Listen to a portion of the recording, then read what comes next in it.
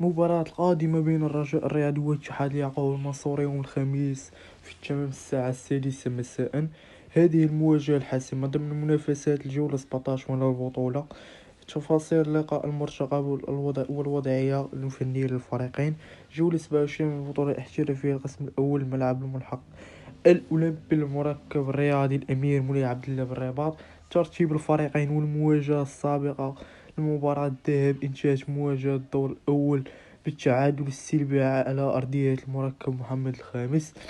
ووضعية الرجاء الرياضي يحتل المركز الثالث في الجدول الترتيب العام، ويدخل اللقاء بمعنويات مرتفعة بعد فوزه الأخير على النادي المكناسي.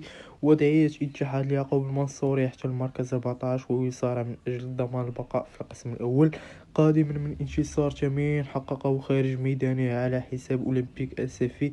غيابات وعائدون في صفوف الرجاء. أبرز الغائبين يغيب عثمان ساخو عن اللقاء إثر تلقي بطاقة حمراء.